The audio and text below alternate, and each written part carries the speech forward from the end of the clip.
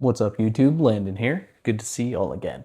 We got something a little different today. Actually, a lot different today. We're not doing anything related to Atomic Habits or any other kind of books. What I actually wanted to share with you today was my new wallet. Now, I'll go through the kind of unboxing. We'll take a first look at it together, and then I'll kind of go through with you maybe why I decided to go with the wallet that I did and the type of wallet that I did. So, without further ado, let's get into it. I have been researching wallets for a little while now. I've been using the same wallet. This is a cheap Amazon wallet. I think it's made by a company called Fidelo. I've been using it for, oh man, like 5, 6, 7 years now. It's in pretty rough shape. It is a card eject style wallet with the button. I'm not going to show you all my debit and credit cards, but I've only got 3 in there anyway, 2 IDs and some other certifications and training slips that I keep on site with me in my day job as an electrician. So I don't carry a ton in my wallet. This is actually going to go into my toolbox, and those certifications that I keep on site are just going to live in my pack out from now on inside of that wallet. So I'd say maybe I'm not retiring that wallet, it's just getting a new lease on life. In the meantime, I picked up this. This is a open sea leather topsider.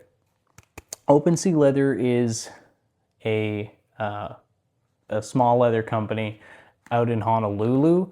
It's owned and run by a guy named Michael Bluth. He's here on YouTube. I found out about him through some of the channels that I watch, like Jeremy Sears, Peter McKinnon, and some of the guys like some of the EDC community guys that I used to watch or still watch. I'm not an EDC guy. I carry around more tools in a day than an EDC guy could dream of. But I have to, right? I'm an electrician. That's kind of my job. That said, they did turn me on to this. They also turned me on to this. This was a Christmas gift. It's my Leatherman Wave Plus. I've got a clip for the pocket coming for it. It should be here on Friday. We're going to use this to open up this. Let's get into it. So, I got a DHL label on the back here. I'm not going to show it to you because I have no reason to, but it seems to be just that label. We are going to rip it open like that, and maybe I should have done a little more here. A little more stabby, cutty. Okay, here we go. We're getting into the good stuff. Let's see. Oh, she's in there. She's in there tight. It would be a shame if I had to pull out my Leatherman twice, but I don't. Oh, that smells like some dang good leather there. And that's it. From the back, from the front. Very minimalistic, single piece of leather folded over itself, one set of stitches here, and those are tight. When you order one of these from Open Sea Leather and our buddy Michael Bluth, you can choose from a variety of different colors of Botero full grain leather. I do believe it's full grain. I don't know anything about leather. This is the first actual like true leather item that I've ever bought, and it's thanks to a good friend of mine, Jeremy, that I work with, and then YouTubers like Jeremy Sears, Peter McKinnon, and some of the EDC community that kind of turned me onto this, and I'll get into that later as to why.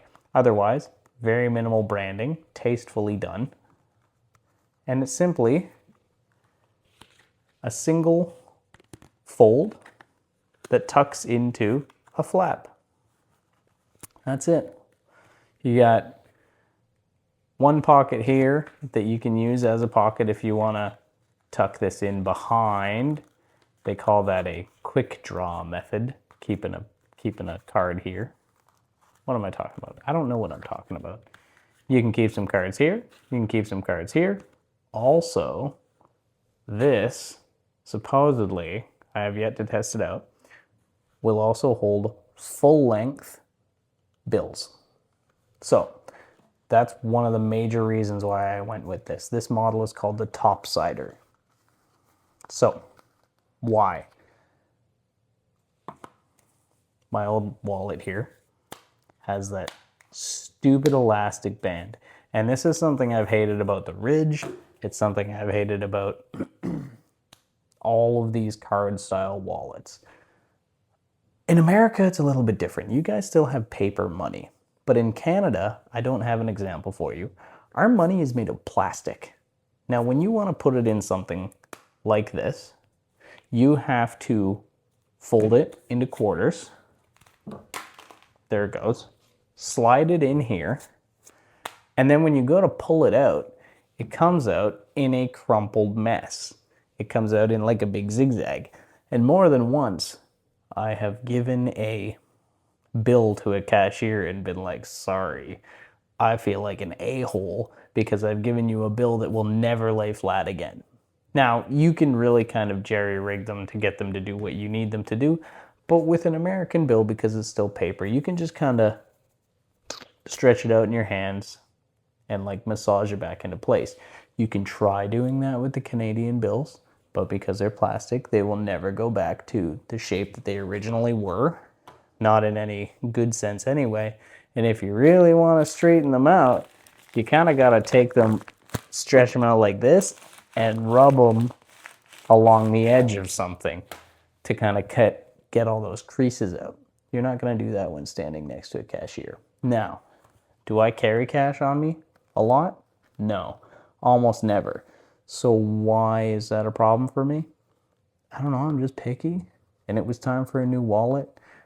I really like the idea of going full leather. And there was a secondary reason why I wanted to do that. This is junk. It's crap, right? It's some aluminum, some plastic, some fake leather. It's got a button that will fail eventually. It's got some fabric on the inside. And it was never really built that well or truly made to last. To be honest, I'm surprised this has lasted as long as it did. I had a year or so where I had a different wallet, and this one sat around doing nothing. That wallet broke. It was the same style, so they just aren't built to last. This is a single piece of leather with precisely one failure point, which is right there, which would also be repairable, which is nice. And it's the sort of thing that people say is something called, what, heirloom quality, I guess. I'm expecting that this is going to last me decades. 10 years from now, 20 years from now, I might be able to give this wallet to my son and say, here you go, have a wallet. It won't look anything like this because it will have patinaed uniquely based on, what I do, the clothes I wear, the situations I put the wallet in, the oils on my skin. And I'm really looking forward to that because I've never experienced that before. And I think that that is something that I think will be worthwhile. And I'll be proud of that too. That is why I went with that wallet. One of the main reasons anyway. The other main reason is somewhat anti-consumerism. This is a faceless company. I don't know who Fidelo is. They're probably out of China, right? I know that this is Italian leather and it's a wallet made by a dude who is a retired Navy guy. I don't know much about him, but I know that he's a dude in a small shop who's making these by hand. They're probably made by him or somebody that he employs, probably a friend, and it was shipped out for me, right? I chose this color, I chose the thread color, and I'm really excited to be able to wear this or carry this wallet proudly as something that, you know, I chose over all of the other models. There's a big push right now in Canada to buy Canadian. And I did look. I looked for Canadian leather. There were several options. None of them struck a chord with me as much as this OpenSea Topsider does right here. And so I bought American against the against the grain, if you will, of what most Canadians are doing right now, including myself. My wife and I do buy more Canadian now than ever before. But this was something that I wasn't really willing to compromise on. This was the one I wanted. This is the one I bought. And that was all there really was to it at the time. So I'm very happy that this came. I'm very happy I was able to open it and show it to you guys. And that,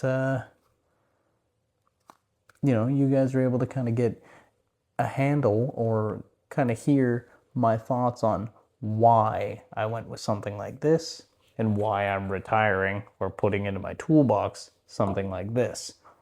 I'll give you occasional updates on this item here. As it ages, you'll get to see the patina, you get to see my thoughts as I have it longer, see what changes, see how the thread holds up, and I'll keep you guys in the loop on that. It's something worth thinking about though. This was not an expensive wallet per se, but by the time that I got all the shipping and everything sent in here, it was probably twice as expensive as my old wallet ever was. I'm not going to complain about that. I really can't, because this, you can feel, is quality, right? And I will pay for quality every single time.